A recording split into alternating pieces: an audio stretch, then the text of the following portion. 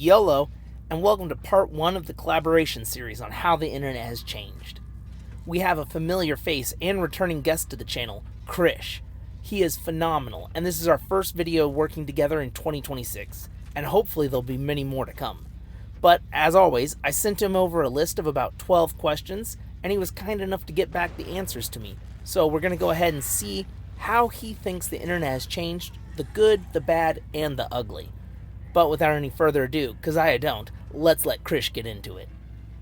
What's going on? I'm so happy to be back on the channel. My name is Krish44. You best subscribe to Alex. You best subscribe to me. Now we're going to start off 2026 with the best collab. So when I was a kid, I used to play a lot of Windows games, Solitaire, Mind Bomb, the one with the little bomb. We used to play Purple Palace. I used to play Minesweeper. That was what it was called, Minesweeper. Used to play a lot of computer games just that were on the computer, like already on the Windows. And then apart from that, just unblocked games on the computer, mini clip. I used to play a lot of Flash games as well. Just random shooter games that I could just find on the internet that were free and fun. A lot of Unfair Mario, if you know Unfair Mario, or the Impossible game, or just the Impossible Quiz, or just random funny games that we could just find on the computer. How much time did you spend on the internet as a kid? How much time do you spend on the actual internet nowadays? Well, as a kid, I used to watch a lot of random videos on YouTube, the double rainbow video, just random funny videos I could find on the internet, or listen to music videos like Aya's Replay, Lil Wayne. I used to listen to Tiny Temper. I used to just literally used to watch music videos on YouTube because we had MTV on the TV and then we had YouTube. So I used to use YouTube a lot for music videos or making my own music or freestyling. And I'd say I used to use about maybe 30 minutes to an hour, whilst now I could say I'm on the internet for about 4 to 6 hours. I'm a lot more on the internet now than before. Also because of movies as well. I like to watch movies on the internet as well. So yeah, I'd say I spend more time on the internet now than I did when I was a kid. Right, so question 3 is, do you think the internet has done more harm or more good? Well, it's done good because I can collab with Alex. I can collab with people on the internet. It doesn't matter if you're in UK, it doesn't matter if you're in America, it doesn't matter if you're in the middle of Antarctica. We have the internet, so you can actually message people from around the world, which is so cool and an underrated feature that we've never had in human history. But the bad thing is that obviously there's a lot more terrorism, a lot more people, self-harming. There's a lot of stuff on the internet that's really bad because obviously on the internet you can be exposed to anything. So like, let's say you want to do dieting and then you get exposed to anorexic videos or bulimic videos or people throwing up. It's like you can go down a rabbit hole. You can go down a rabbit hole of conspiracies. You can go a rabbit hole of making yourself look better and better and better and never being happy with yourself. So the internet's got good and bad. Right, question 4. Has education truly benefited from the age of the internet, or do you think it's made us less intelligent? I actually think it's made us less intelligent because before the internet, I remember me and my mom as a kid, she used to get out the A to Z map in Africa and actually follow the map. And I used to give her directions and we used to follow the map to get to where we wanted to go. But now you got a sat nav, you got GPS, you don't actually use that critical thinking of your brain. It's the same as before as a kid when you used to do an exam, you didn't have the calculator. Then they started giving us the calculator around 12 13 years old. We started to get the calculator, so by the time 14 15 16 we didn't even really need to do the maths. We could just use the calculator. Now you got ChatGPT and you got AI that can just do it for you in under 10 seconds. So I feel like intelligence is actually going down as technology becomes easier. Actual using your critical thinking goes down. A lot of people nowadays don't even know how to cook, don't even know how to grow vegetables, don't even know how to do anything themselves because it's very easy. You can order food, you can order Amazon, you can order next day delivery. People want things fast and quick. So I think intelligence has actually gone downhill as a society. Question 5. What is one app or website that you would never allow your future children to use? Well, to be fair, they can use whatever website they want because I had free reign on the internet and I feel like it's good to be exposed to what's really going on in the world, especially even if it's videos of, mass murder or if it's videos of what's going on in the world or tsunamis or earthquakes. I think it's very important as a child to actually be aware of what's going on for your surroundings because a lot of people who are clueless or actually very naive are the ones who get robbed or the kids who get targeted. But if you actually know how to fight, defend yourself, you know what's going on in the real world, especially I think it's really important to actually know. So I wouldn't really ban them from anything. I'd let them use whatever they want within caution, obviously. But I think it's very important to actually be aware of what's really going on in the internet, what's really going on in the world, especially with the news and things. I wouldn't really hide my children for anything. I'd actually expose them to things because I think it's really good to be knowledgeable of your surroundings and what's going on. All right, so for question 6, Alex, what are 3 positive things that have come from the internet? Right, so I think the 3 positive things that have come from the internet, in my personal opinion, is first of all, quick access to things. Because I've actually lived in other countries where they don't have Amazon, they don't have next day delivery, they don't have these services. So I feel like we take these things for granted. But the fact that we can click anything on a screen and have it delivered to us, from food to electronics to anything that you want, you can have it delivered to you next day. I think that is an actual magical feature. So I'd say that's the first thing. The second thing is integration. Like, you actually have more independent media. You don't just have the state-run media. You have independent outsources. Lots of people have phones. Lots of people have cameras where they can independently journal what they want to do. More people are aware of what's going on in the world. More types of scams. People are aware of, the different types of technologies that are about there. I think it's really interesting. Like, for me, I like to watch a lot of documentaries on different things that are happening in different parts of the world. Like, did you know that in America, every 2 seconds a car gets stolen? I did not know that. You know what I mean? I didn't know that in Australia there's a lot more shark attacks happening. It's really interesting. So you can know a lot of information about the world. And a third thing I'd say from the internet is being able to listen to any music at any time. As a kid, I used to go into MTV and I used to listen to a lot of music on MTV. And then when YouTube came out on my family computer, I started to use YouTube to listen to a lot of music, listen to a lot of music videos. And yeah, I think it's really cool for fashion, for trends, for finding information online. I think the internet is a great tool. Question 7. What are 3 negative things that have come from the internet? Well, I think, in my opinion, first of all, a lot of spread of hatred. There's a lot more hatred online. There's a lot more hate towards different people who are short, or people who are women or men, or the color of your skin. Like, people hating people for no reason on the internet. And I feel like people spread ideas or stereotypes about people that aren't necessarily true. And people spread a lot of disinformation, a lot of fake information, a lot of fake videos. There's AI generated videos where you don't even know what's real or what's not real. Another negative I would say is it's made people lazy. Like I said, a lot more people don't want to cook now. They don't want to actually go out and do things or exercise or do things that they need. Because before, back in the day, you'd have to exercise, go gym all the time, make sure your body looks nice, and then go on dates with girls. But now people can sit on their phone and swipe on Tinder and get a girl to come to their house or go to her house. And you don't really have to put much effort in. And I feel like putting in effort is what's important in life, into your looks, into your appearance, these things. But people don't actually do that anymore. Another thing is, I think the internet has actually spread people into, all sorts of conspiracies, all sorts of ideas, and just spreading things that really aren't helpful to society in general. So I think there's a lot of spread of hatred. There's a lot of bots. 51% of the internet is actually fake, so you don't even know if you're reading something, if it's actually real or not real. As in, when you're standing in front of someone and they're saying it to your face, 100% it's real. Everyone blames social media for modern problems. Do you feel the same, or do you feel it's the parents that lack the involvement in the children's internet activities?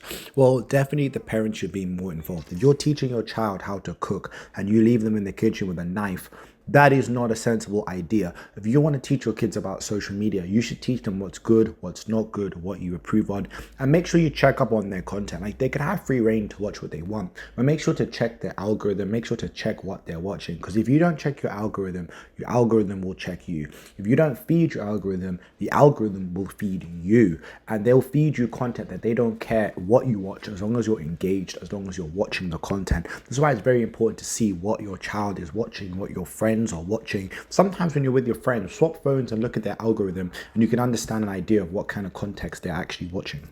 The internet is often referred to as the great equalizer of our day, like guns were the great equalizer of the old world. Do I feel like this is true? I feel like it is true, because it's an equalizer. There's equally good and there's equally bad on the internet. If you want to find out how to cook a recipe, you can do that. But at the same time, you can watch bulimic, anorexic videos. If you want to learn about the world and history, that's great. But you can also listen to lots of conspiracy, crazy theories. If you want to actually improve your diet and improve your health, you can do that. If you want to watch look smashing, bone smashing, crazy videos of, eat chewing gum like a crazy person videos, you can do that. There's an equal balance to good and bad. There's a lot of things on fashion advice, health advice, food advice, things that actually improve your life. But at the same time, there's a detriment of, rage bait content, clickbait content, videos to make you angry or feel more insecure or don't actually help you develop. So there's always a good and bad. So for example, you could watch a video on it's really good to eat fruits, and you could watch another video that tells you, eating fruits is full of natural sugars and will make you fat. So, there's So there's a balance. It's an equalizer. There's a balance between the good and the bad. Right, question number 10. Should people be allowed to be anonymous online? Yes, I think people should be allowed to be anonymous online so journalists can say what they need to say. People can say their raw, unfiltered opinion without being judged or being labeled. I think it's really important that we have free speech on the internet and people have the free ability to say what they want and be anonymous. It's really important that then everyone can have a free say and free speech. Right, question 11. It has been estimated that 30 to 40% of the internet is adult content. How do you think access to that 24/7 whenever you want has actually affected society? Well, do you know what it is for me on an individual level? For me, I don't like adult content on the internet. I don't think that that should be available for everybody. You see, for me, I'm a bit more old school. Like, I've got my girlfriend. I like to see my girlfriend. I like to do, what I need to do in a bedroom. I don't like to be on the internet and seeing what other people are doing like that. To me, I just feel like it's not necessary, it's not needed, it's not helping society.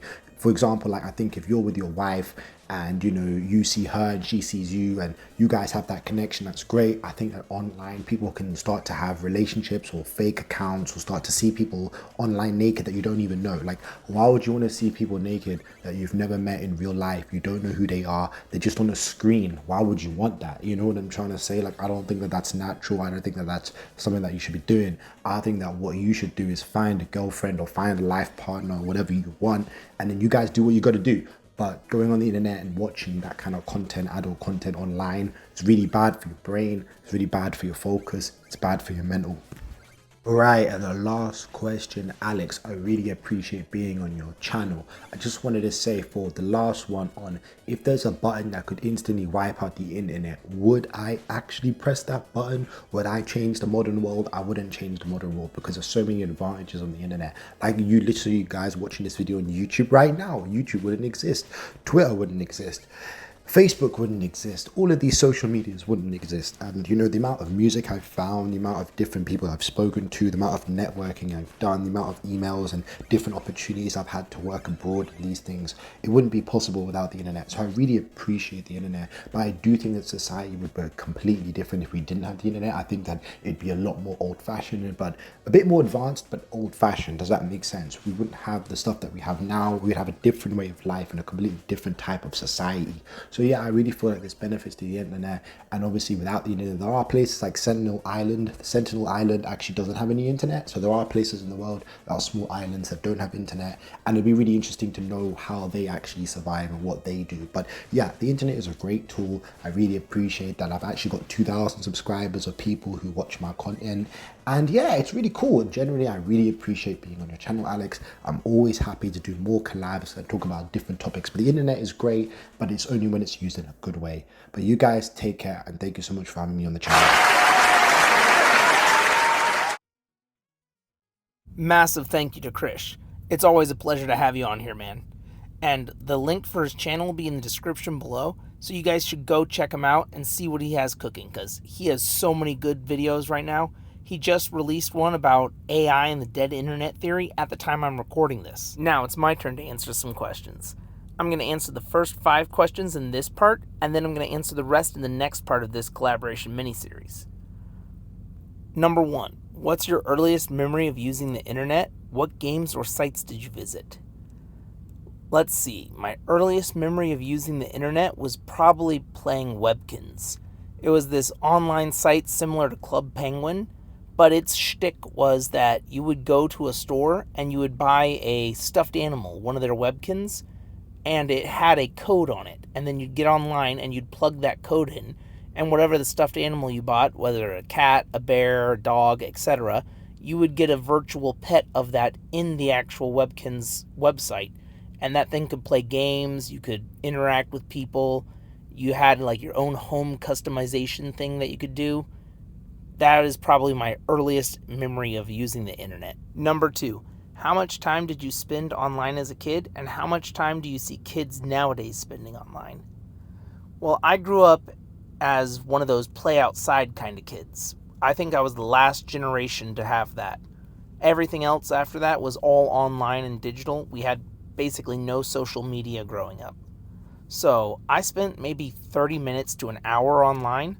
And the rest of the time I was either doing my schoolwork, playing board games or video games, or playing outside with my friends in the cul-de-sac.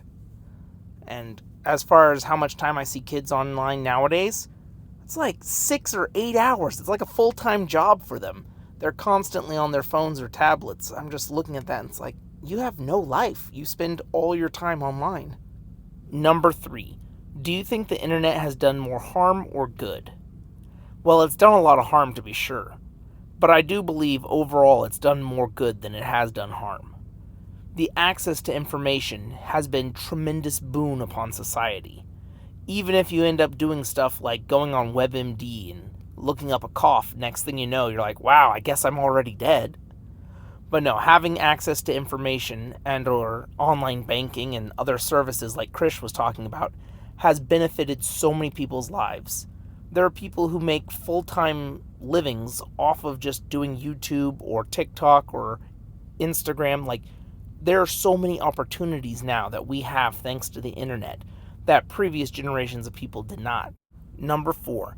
Has education truly benefited from the age of the internet, or do you think it has made us less intelligent? I think it has benefited, but it has made us lazier. Like Krish was saying, you have a calculator in your pocket all the time. People don't know how to do simple mathematics. They count on their fingers when they're trying to do their multiplication. But yes, absolutely, we have benefited from it. I remember having to go to the library to look things up in books the old school way, instead of just doing a quick Google search or asking ChatGPT. The access to information is so much easier nowadays than it was when I was a kid. So it's a lot easier to learn things quicker. Number 5. What is one app or website you would never allow your future children to use, and why? Krish and I have different viewpoints on this one. Whereas he thinks it's better for children to be exposed earlier on, I'm more of the mindset that you only get one childhood. Try and stay as innocent as possible for as long as you can. But I would allow my children to have access to the internet, but supervised, because I know just how dangerous of a place it could be. But as far as one thing that I would absolutely never allow them, that would have to be Roblox. The pedo situation on there has gotten outrageous, and the guy exposing it got kicked off the platform. Multiple countries are even banning or talking about banning that website outright. So you know it's a real bad situation. So I would never allow my future kids on Roblox. But that'll sum up my answers for part 1 of this collaboration miniseries. The rest of my answers will be in part 2. Thank you again, Krish, for doing this collaboration. It's always a pleasure to have you on the channel, man. And everybody, don't forget to like, comment, and subscribe, and go check out the link to Krish's channel in the description below. And with that, I'll catch you on the flip side.